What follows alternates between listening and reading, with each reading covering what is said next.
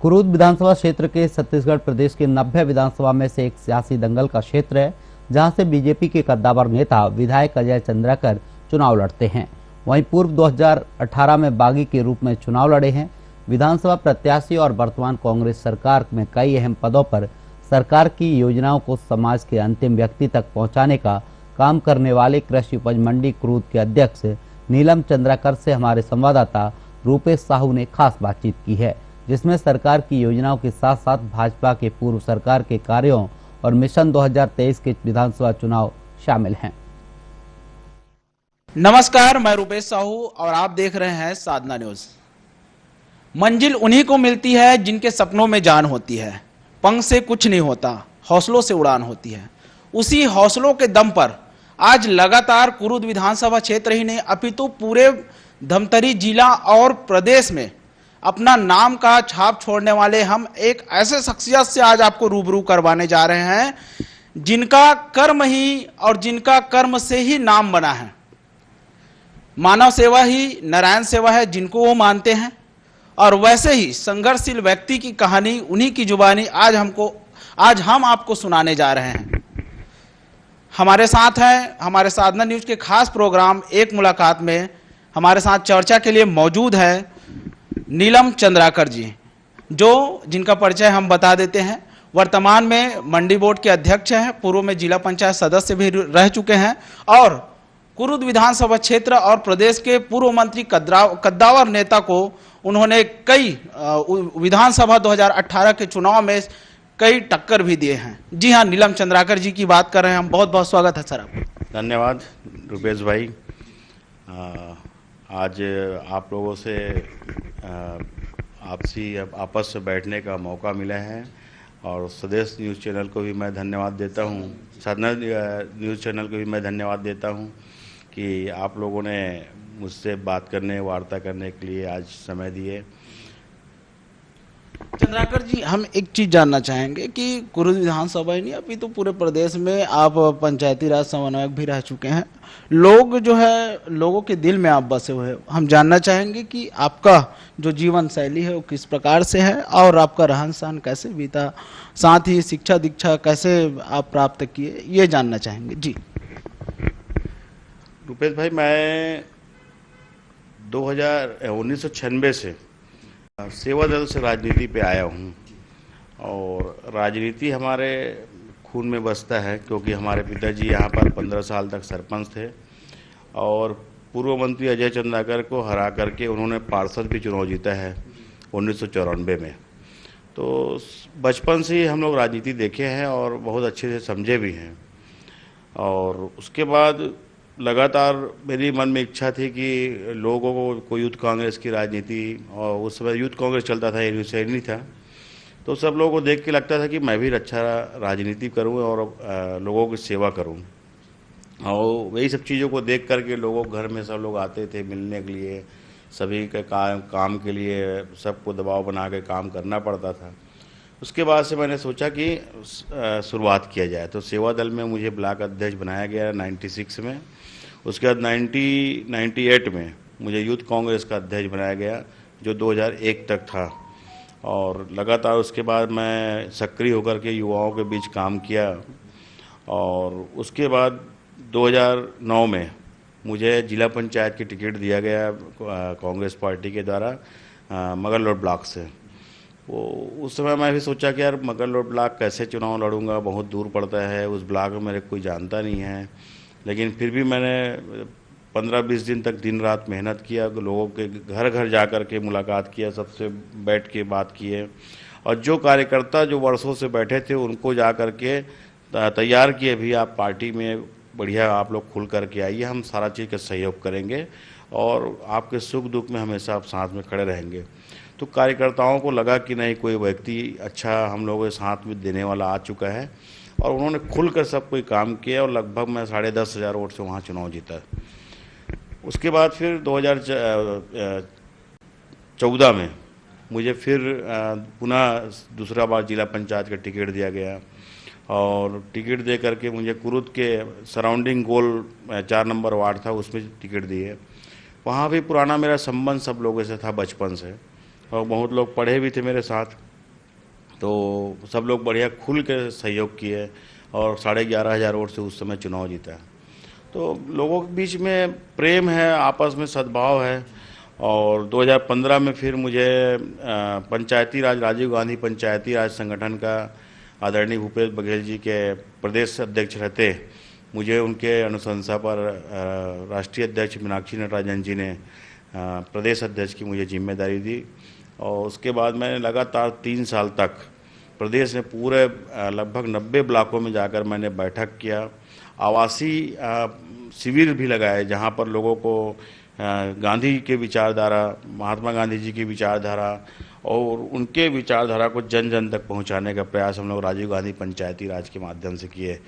पंचायती राज का सशक्तिकरण के बारे में भी हम लोग चर्चा की है कि राजीव गांधी जी जो सोचते थे कि पंचायत राज को सशक्त होना चाहिए, मजबूत होना चाहिए, तो इसके लिए लोगों को बताया, हम लोग जन जन तक के ये बात को पहुंचाया कि पंचायती राज का सपना कौन देखा है और साकार कौन किए।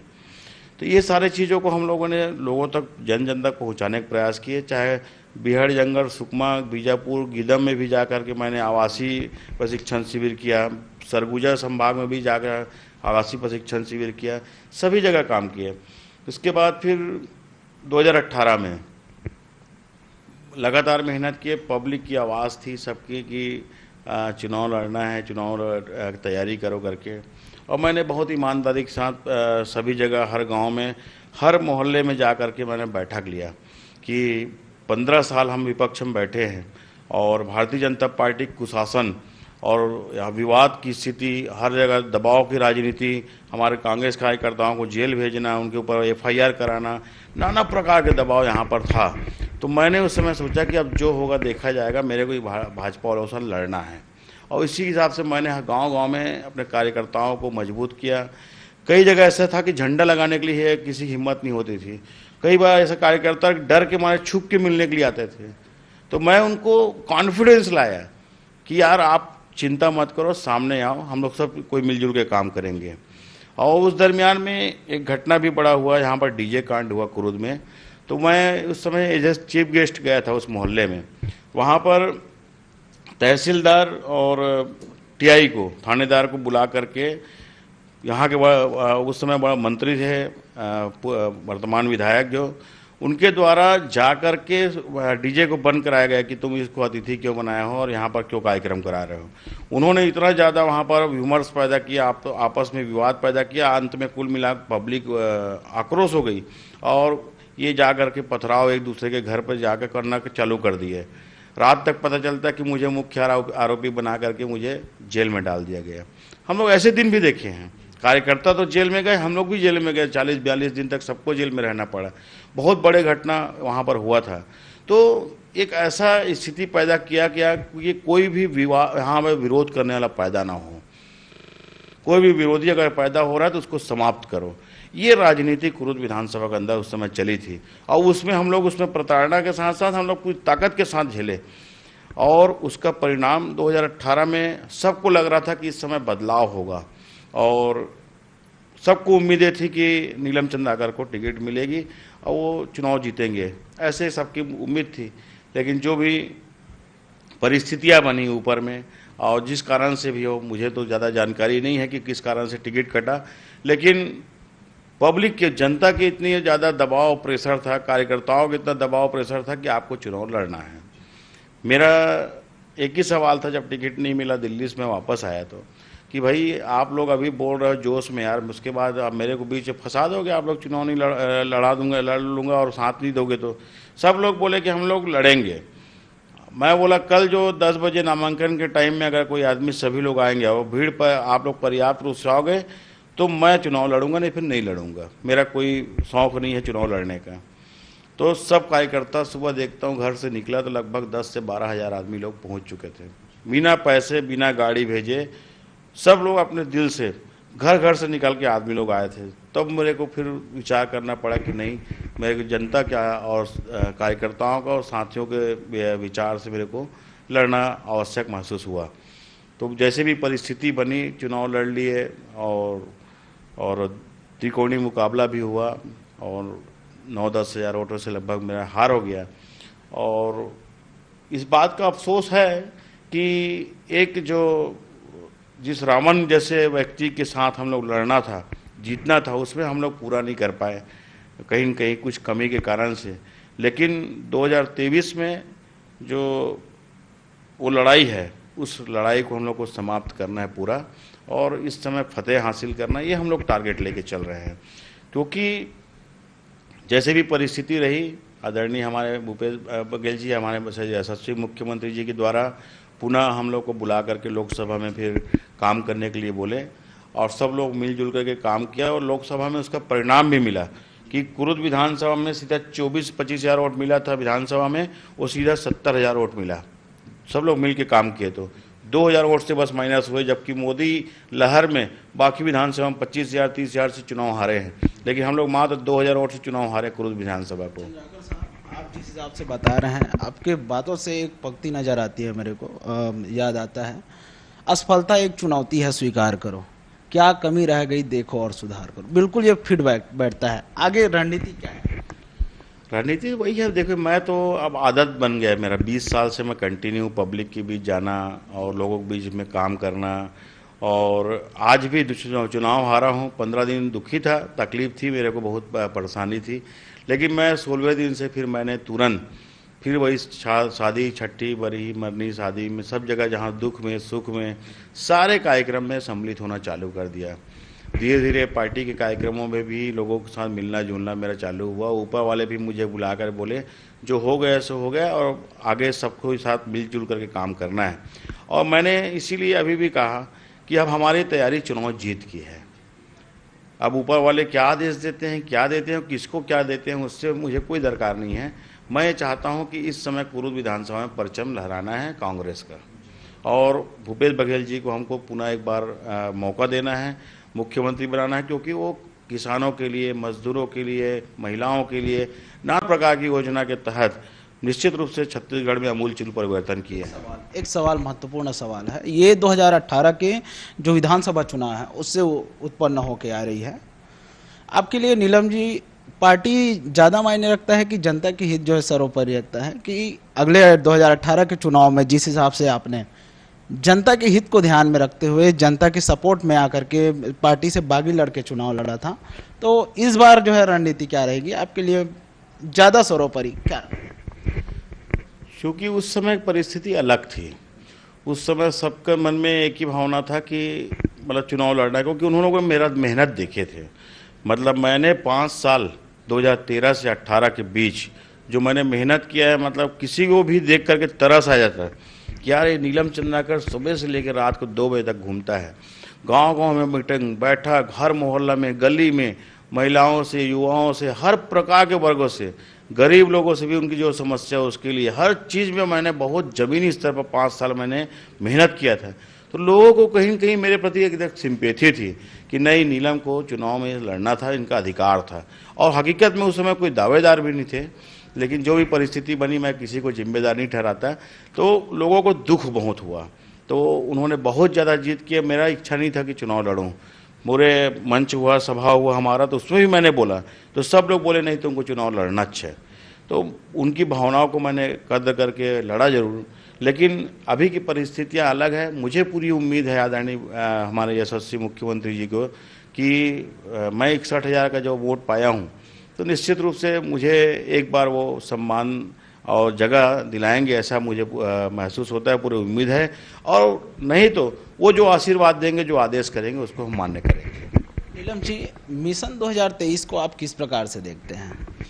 2023 तो कांग्रेस के लिए बहुत पॉजिटिव है, क्योंकि कर्नाटक चुनाव एक बहुत बड़ा परिणाम के रूप में आया है हम सब के लिए। और कर्नाटक के छोड़ आज ऑलरेडी छत्तीसगढ़ में जो ग्रामीण परिवेश है, क्योंकि छत्तीसगढ़ एक ऐसा स्टेट है जहाँ पर ना 90% ग्रामीण एरिया है, और ग्रामीण एरिया आज की डेट में चाहे वनोपज के क्षेत्र हो, ट्रैवल के एरिया हो, बस्तर हो, सरगुजा हो, जहाँ पर हर्रा, महुआ, बीज वाला बहुत सारे जो उधर के तेंदुपत्ता संग्रहण से लेकर के सभी के लिए योजना आदरणीय भूपेश बघेल जी के द्वारा बनाया गया। चातर राज्य जो बोलते हैं हम लोग, जो प्लेन एरिया है, मैदानी क्षेत्र, तो वहाँ पर खेती किसानी के लिए तो जैसे हमारे एरिया जो कुरुद क्षेत्र है, धमतरी है और बहुत सारे क्षेत्र हैं जहाँ 20 क्विंटल से ऊपर उत्पादन होता है, आज उनके लिए भी 20 कुंटल धान खरीदी के लिए उनके योजना कार्य योजना बन चुका है। 28 रुपये कुंटल में धान ले रहे हैं। महिलाओं को वर्मी कंपोस्ट के माध्यम से उनको प्रोत्साहित करने का प्रयास किया जा रहा है। बेरोजगार युवाओं को रोजगारी भत्ता के लिए उनके तरफ से नामांकन और बाकी फॉर्मेलिटी पूरी की जा रही है। और नौकरी में सबसे बड़ा अभी मास्टर स्ट्रोक था कि 24,000 नौकरी एक साथ अभी निकाले हैं जो 3 महीने के अंदर पूरी भर्ती होगी। तो निश्चित रूप से छत्तीसगढ़ की जनता खुश है।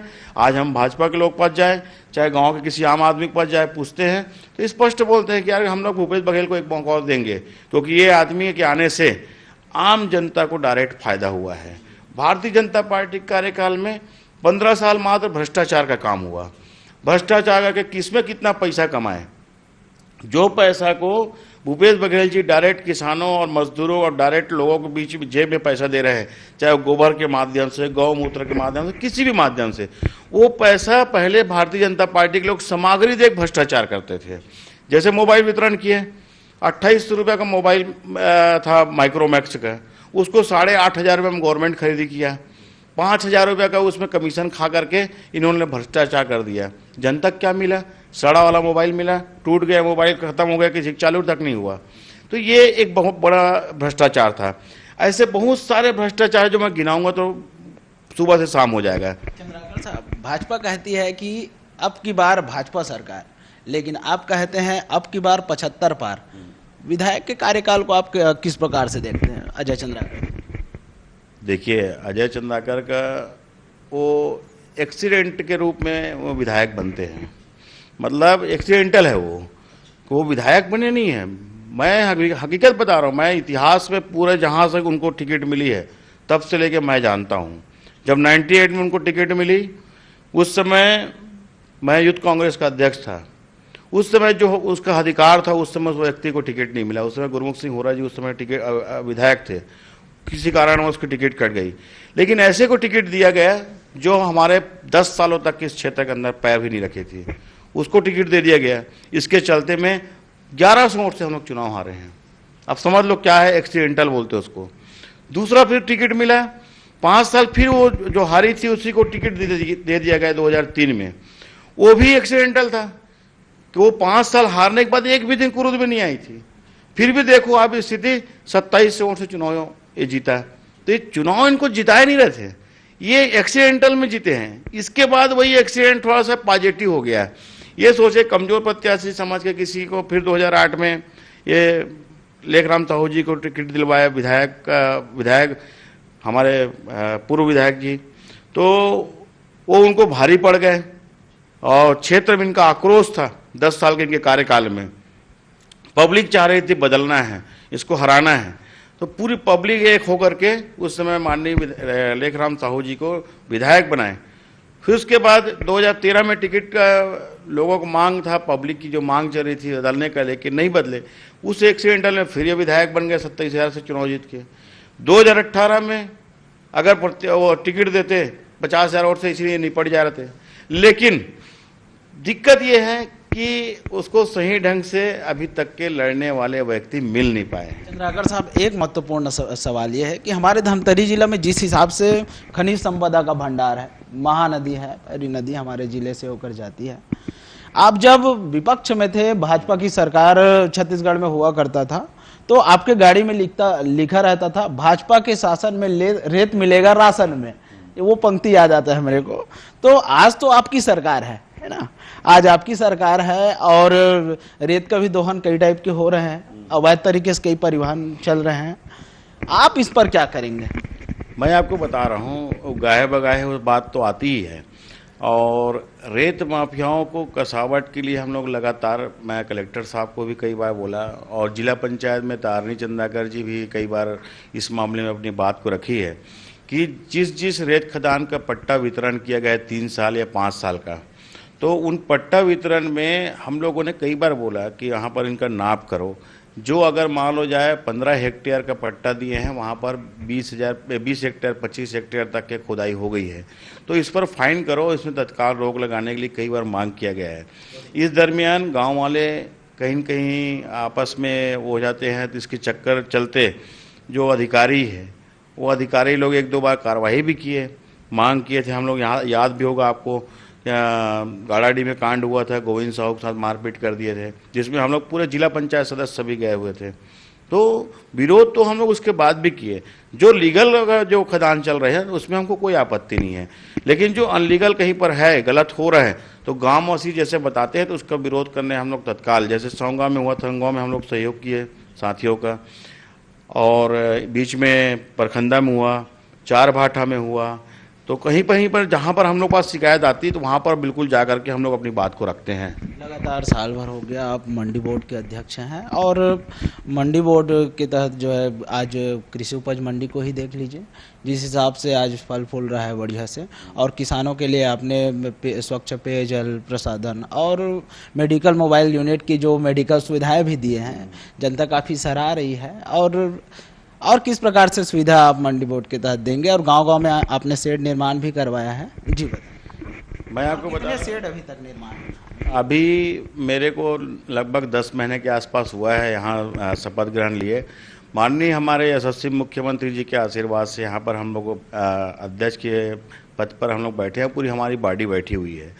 उनका एक सपना था, जब हम लोग बने तो आदरणीय मुख्यमंत्री जी बोले कि किसान के धान के बदौलत आप लोग टैक्स वसूलते हो राइस मिलर से, तो उस टैक्स का पैसा सही कार्यों में लगना चाहिए। मैं भी 25 साल से राजनीति पे हूँ, मंडी के कार्यों को ग्रामीण क्षेत्रों में जाते कभी नहीं देखा। हम लोग बहुत जानकारी लेने की कोशिश करते थे, लेने नहीं मिलता था। तो यहाँ आने के बाद मुझे पता चला कि मंडी टैक्स के जो पैसे हैं उसको हम लोग ग्रामीण क्षेत्र के विकास कार्यों के लिए दे सकते हैं। तत्काल हम लोगों ने उस समय लगभग 7.5 करोड़ रुपए के आसपास हमारे पास फंड था, तो 42 गांव का हम लोग फंड स्वीकृत किए। सबसे पहला मीटिंग में हम लोगों ने प्रस्ताव करके 42 गांव का पहले शेड निर्माण को हम लोग वहां पर पास किए।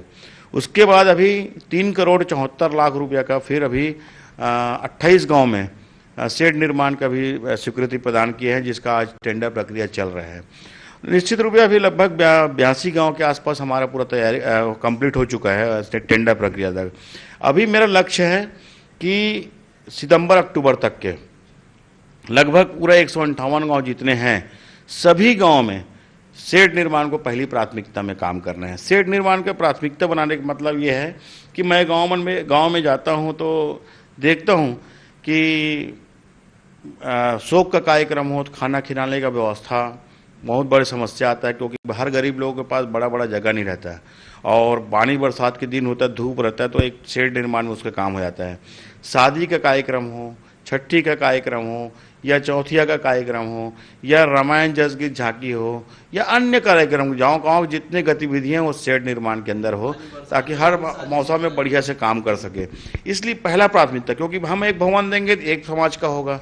हम अगर कोई सीसी रोड बनाएंगे, सीसी रोड बनते ही जा रहे हैं लगातार, उसमें कोई दिक्कत वाली बात ही नहीं है, लेकिन हम ऐसा कार्य दें जो सब समाज और सब समुदाय के लोगों का काम आ सके। इसलिए शेड निर्माण को प्राथमिकता हम लोग को दी है। एक अंतिम और महत्वपूर्ण सवाल है, बीजेपी जिस हिसाब से आज विपक्ष में हो करके गौठान के लिए बोल रही, जाबो गौठान खोलबो पोल, ये इन सारी चीज़ों को कैसे देखते हैं? हर जगह जा करके जिस हिसाब से सरकार को घेरने का प्रयास बीजेपी कर रही है, आप कैसे देखते हैं? देखिए, भारतीय जनता पार्टी वालों के पास अब कोई मुद्दा नहीं रह गया। अभी हमारे यहाँ कुरुद के वीआईपी विधायक ये 3 घंटा 2 घंटा प्रोटोकॉल में निकलते हैं और गौठान घूमने जा रहे हैं। इनको पता भी नहीं है, क्योंकि किसानी से बहुत लाखों दूर है, इनको पता नहीं है कि आज के सीजन में कौन अपने गाय को गौठान में बांध कर रखता है। अभी का सीजन खुले प्लाटों में, क्योंकि अभी फसल रहता नहीं है, तो ये हरा घास जहाँ मिल जाए उसके लिए गाय को चराया जाता है। गौठान का मूल उद्देश्य है कि जब फसल के लगा हुआ है उस समय गौठान में सुरक्षित रूप से सब जगह रखने का। चूंकि भारतीय जनता पार्टी को अभी 4 साल तक के याद नहीं आया गौठान का, 1300 करोड़ का भ्रष्टाचार हुआ तो 4 साल तक याद नहीं आया, ये 4 महीने पहले क्यों याद आ रहा है? इसके पहले क्यों बात करनी उठाए? इसका मतलब ये है कि इनके पास कोई मुद्दा नहीं है। तब भूपेश बघेल जी की सरकार को कैसे घेरे, तो ये मात्र मुद्दा निकाल करके घेरने का काम कर रहे हैं। इनका कोई मुद्दा नहीं है। गौठान में हर जगह काम हो रहा है, और गौठान का जो सीजन रहता है, जब वहाँ पर गाय रहती है, पानी का व्यवस्था है, और उस समय चारा का भी व्यवस्था रहता है। चूंकि अभी जो समय जा रहे हैं, चूंकि अभी संचालन के लिए व्यवस्था वहाँ पर बना हुआ है, लेकिन अभी कोई भी गांव में आप जानते हैं फसल कटाई हो चुका है तो खुले में भेजते हैं गाय को, ताकि उनको पर्याप्त रूप से चारा मिल सके। और खुले में घूमने से तो उनका पानी, चारा, सारा चीज़ का अरेंजमेंट हो जाता है। और जब फसल लगता है तो गौठान में सारी गाय हर जगह यहाँ पर संरक्षित करती है, वहाँ पर चारा और पानी सबका व्यवस्था रहता है।